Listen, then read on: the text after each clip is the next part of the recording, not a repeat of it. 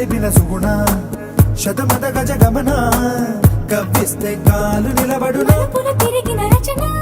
మలుపులు తిరిగిన రచన తొలి వలపులకొక నిర్వచన